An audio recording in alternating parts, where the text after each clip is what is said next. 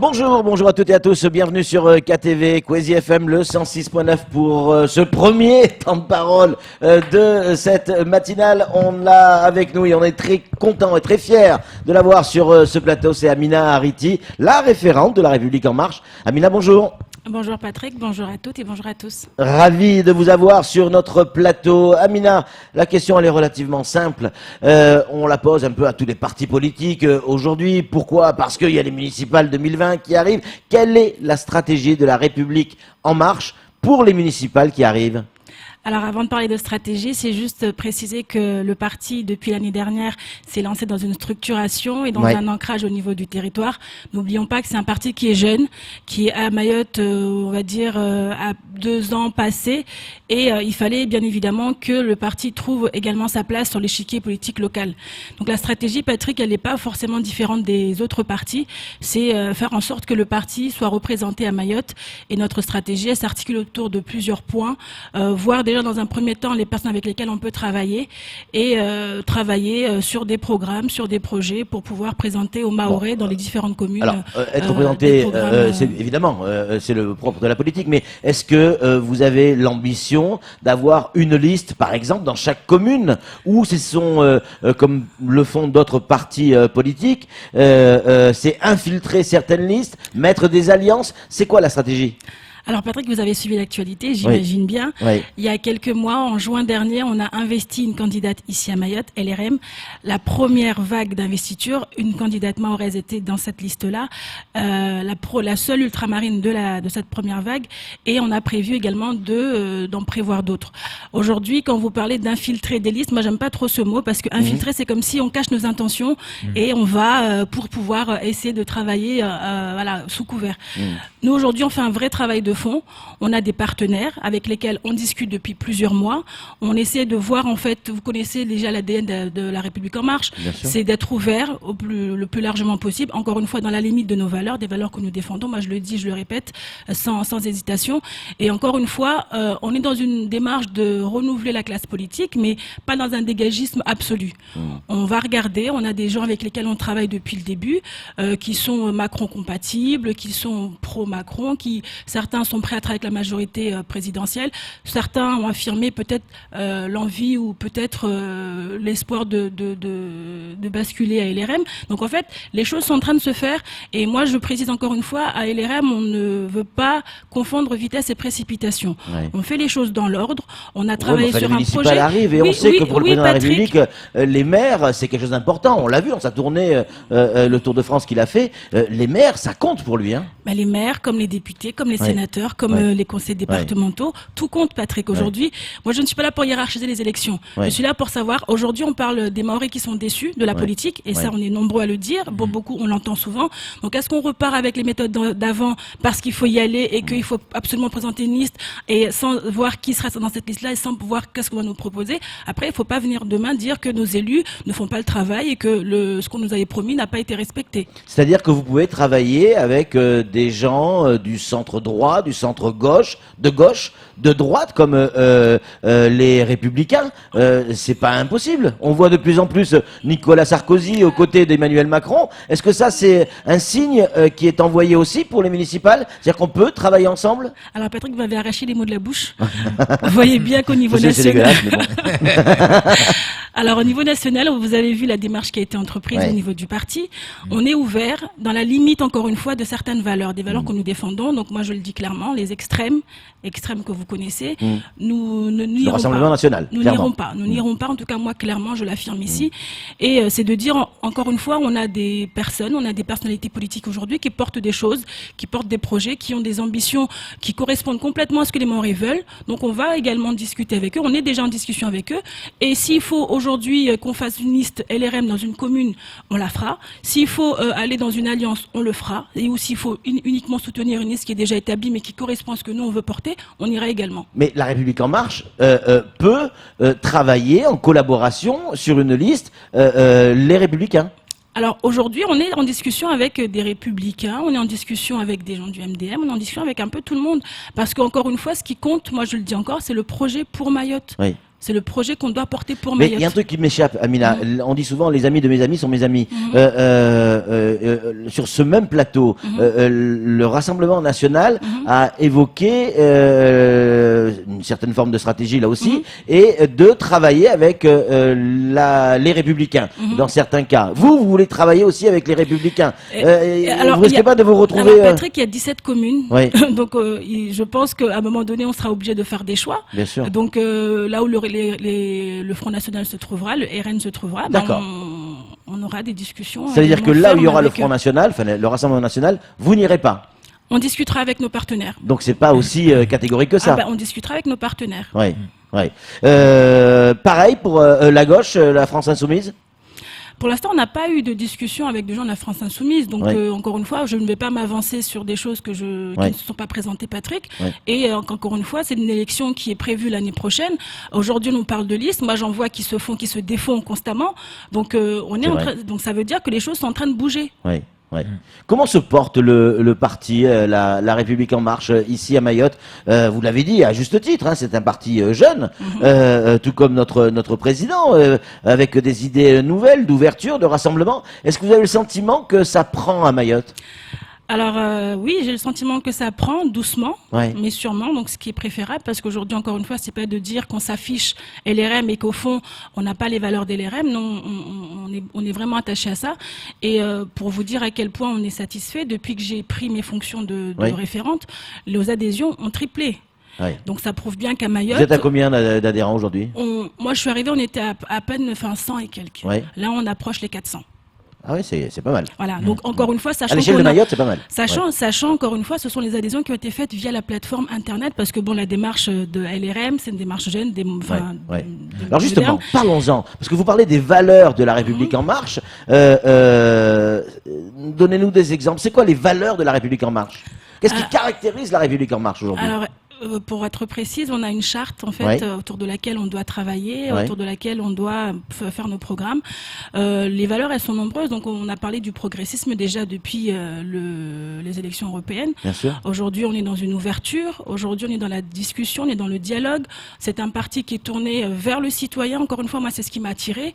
C'est un parti aujourd'hui qui fait une place d'honneur à la différenciation des territoires. Donc, il y a pas mal de choses qui font que moi, je me suis reconnue, Patrick, et j'ai à cœur de défendre ces valeurs-là parce que je pense qu'elles peuvent convenir à Mayotte, notamment dans notre développement à venir. On sait que le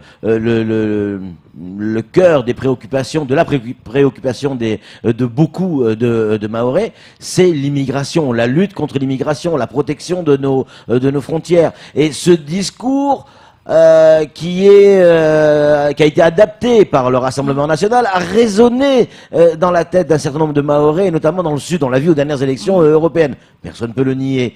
Est-ce que Emmanuel Macron, qui va venir, va pouvoir trouver les mots pour se différencier du discours du Rassemblement national ou pas?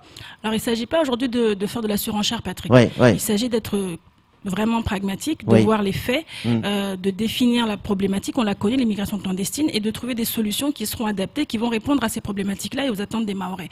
Aujourd'hui, on parle du RN qui a fait des promesses aux Mahorais. Oui. Les européennes ont eu lieu quand? Ont eu lieu en mai dernier. Oui. Alors, ils avaient promis monts et merveilles. Encore une fois, aujourd'hui, moi, j'attends encore de voir les propositions du RN par rapport à l'immigration clandestine. Ils avaient promis aux Mahorais qu'au niveau de l'Europe, ils feraient plein de choses. Aujourd'hui, moi, j'entends encore de voir. Donc, encore une fois, il ne s'agit pas de faire des promesses, parce que c'est ça qui fait que beaucoup se sont éloignés de la politique. Donc, si on pointe du doigt les promesses qui ont été faites, qui n'ont pas été satisfaites, et on repart encore sur des promesses, à un moment donné, c'est le serpent qui se mord la queue, Ouais. et ça veut dire qu'on est dans une situation perpétuelle et qui ne trouvera pas de fin, en fait. Kabarboura, que vous connaissez bien, a une question à vous poser, Amina. Alors, quel serait l'idéal, Amina, aujourd'hui? On nous a promis le 1 milliard 2, c'est ça? Ouais, 1,6 milliard. 1 milliard 6, pardon. Et quel serait l'idéal? Est-ce que, finalement, pour qu'on puisse nous amener nos dotations, nos doléances, répondre vite par ce gouvernement, est-ce qu'il faut suivre la vague en marche? Est-ce qu'il faut dire à tout le monde, voilà, on veut le bien de Mayotte, donc suivons cette vague qui est en train de nous écouter? Alors, il faut faire le tour des communes, des collectivités, leur poser la question. Moi, j'ai des retours suffisamment positifs de communes qui nous disent, qui nous font remonter, effectivement, les projets avancent. bien heureusement, ils avancent et ils espèrent pouvoir justement aller jusqu'au bout de la démarche. Aujourd'hui, ce quinquennat se termine dans 3 ans. On a ces 1,6 milliard, comme vous dites. On va renouveler les élus. Peut-être certains vont rester, d'autres vont partir, de nouveau vont arriver. Et c'est ça la démarche. C'est quand moi je parle d'un projet pour Mayotte, d'un projet pour les communes, pour les collectivités mahoraises, c'est de se dire qu'on a 3 ans pour consommer ces fonds. Dotons-nous des élus qui auront la capacité, les compétences et qui seront entourés des gens capables de consommer ces fonds, plutôt que de nous attacher à des personnes, à des partis et une démarche de dire ben voilà, pour moi je préfère ça, et demain on va venir pleurer et dire qu'on n'a pas réussi à consommer Parce ces que fonds. les élus de La République En Marche seront plus à même à savoir comment faut dépenser ces 1,6 milliard qu'un élu des Républicains ou du Parti Socialiste ou autre chose. Alors ça c'est vous qui le dites, Patrick. Sinon, c'est une question. Voilà, moi je parle d'ouverture, encore une fois. Moi D'accord. je suis un parti politique, là, je suis la référente du parti, et j'ai toujours dit, d'ailleurs dans tous mes échanges avec les personnes qui veulent s'engager en politique ou si Ouais. sont déjà engagées en politique, je suis là pour aider à ce que les choses se fassent. Si aujourd'hui j'ai pris le temps d'aller faire régulièrement rencontrer les personnalités du parti à Paris, Ouais. c'est justement pour pouvoir avoir une oreille attentive une fois que les choses seront dites ici. Moi je suis convaincue qu'on est capable à Mayotte d'avoir une vision pour notre territoire. Encore faut-il qu'on soit sur la même vision. Qu'on ait la même direction, parce que souvent on l'a trop vu, Patrick. Moi je suis issu de la société civile, j'étais sur ce plateau, Patrick, et je posais tous les jours les mêmes questions. À un moment donné, il faut qu'on se dise les questions sont là, on les connaît, quelles réponses on apporte. Donc moi je suis là, j'ai posé les questions, maintenant j'essaie d'avoir les réponses. Amina, dans quelques semaines, il y a le boss qui arrive, Emmanuel Macron. Alors il y a deux dates possibles qui circulent. Il arriverait le 22, il arriverait le 22, c'est ça. Il dormirait la nuit du 22 au 23 ici, il repartirait le 23 sur la Réunion. Et l'autre solution, c'est il arrive le 23, il passe la nuit du 23 ici, il repart le 24 à la Réunion. Il arrive quand, le 22 ou le 23? Vous m'avez l'air bien informé, Patrick. non, parce que je n'ai que 2 dates et j'ai pas le choix dans la date. Là, c'est pile ou face. Donc vous ne répondrez pas. On apprend par France Mayotte Matin, un excellent journal, que y a les préfigurateurs du président qui sont actuellement sur Mayotte. Vous nous confirmez cette information? Bah écoutez, vous l'avez dit, c'est que j'espère que vos sources sont bonnes.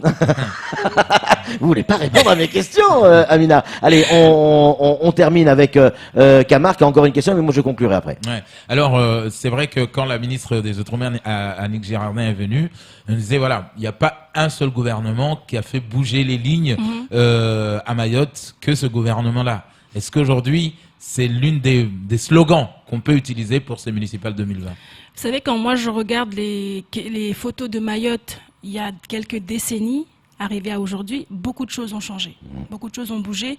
Mais je parle du principe que entre ce qu'on voit et ce qui est réellement, on a construit, on a fait des choses, Mayotte a changé visuellement. Mais encore une fois, moi j'étais un peu frustrée de savoir qu'on était français et qu'on n'avait pas accès à plein de choses. Moi je suis rentrée à Mayotte, je n'ai pas vécu ici, je suis rentrée une fois mes études terminées et j'étais choquée, marquée parce que j'avais vécu dans d'autres départements français et je trouvais injuste que Mayotte n'ait pas accès à toutes ces choses-là. Donc aujourd'hui je me rends compte que tout n'est pas fini, tout n'est pas fait. Bien sûr, il y a encore du chemin avant qu'on arrive à ce stade-là. Mais il y a une volonté aujourd'hui qui est différente. Je le ressens parce que sur certains sujets que j'ai eu à aborder, en tant que référente, une fois encore, j'ai été entendue, on va dire. Certaines choses ont été comprises. Il a fallu que j'explique, il a fallu qu'on fasse remonter, parce que moi, c'est le rôle que je me suis également assigné. En tout cas, c'est celui qu'on m'a demandé d'avoir, c'est de faire remonter des informations. Vous savez, aujourd'hui, plein de choses remontent de tout le monde et dans tous les sens. Et moi, j'ai voulu vraiment avoir le pouls au niveau de la société. Et le terrain, quoi. C'est ça qui m'intéresse. Moi, en tant que journaliste, vous savez, Patrick, je suis très attachée au terrain. Donc aujourd'hui, moi, c'est le terrain qui m'intéresse, parce que c'est là aussi on ressent, c'est ce qui vient d'en haut est ressenti positivement ou négativement à Mayotte. Alors, on a Annick Girardin qui vient régulièrement sur ce territoire, qui explique sa vision pour Mayotte, et elle a le droit, elle est ministre des Outre-mer tout de même. Une des questions qui est arrivée à l'instant, c'est est-ce que Emmanuel Macron est en phase avec la politique que propose Annick Girardin, ou est-ce qu'Annick Girardin est en phase avec celle d'Emmanuel Macron? Ah bah c'est une question qui m'étonne un peu parce qu'on a un président de la République qui a son gouvernement et le travail qui doit être fourni par les membres du gouvernement, c'est un travail qui a été demandé par le président de la République, en tout cas qui est voilà, commandé par le président de la République. Pourquoi je dis ça quand effectivement elle dit sur ce plateau, là, à votre place, vous avez même pris sa place, comme quoi c'était un signe. Non, Amina, plaisanterie à part. Concernant la piste longue, ça préoccupe les Mahorais. Ouais. Elle dit, ouais, c'est pas une priorité, etc., etc. Alors que tous les Mahorais demandent la piste longue. il y a Et on d'autres a cru comprendre que priorités. Macron l'annoncerait cette piste longue. Donc, qui dit vrai? On a le sentiment que parfois il y a des différences. Et en même temps, il y a le volcan qui est venu se rajouter Ouais. dans les paramètres. Donc, Alors justement, moi je veux vraiment remettre un peu les choses à plat. Ça fait longtemps qu'on entend parler de cette piste longue. Oui. Ça fait très très très longtemps que Exact. Mayotte veut cette piste longue. On nous a dit vous l'aurez, vous l'aurez, vous Ça- l'aurez, vous Déjà à l'aurez. l'époque de Chirac, hein. Voilà, Ouais. donc moi je ne refais pas l'histoire, je ne Ouais, fais ouais, que non, c'est vrai, constater les c'est faits. vrai. Alors aujourd'hui, on a une piste longue qui est demandée parce qu'elle va permettre aux Mahorais justement au niveau du développement de Mayotte de désenclaver, de promouvoir le tourisme, l'économie, que les Mahorais pourront voyager plus facilement. Ça c'est un fait, les Mahorais Oui. ont besoin, Mayotte a besoin de cette piste longue. Kamar, on venait de parler de ce volcan.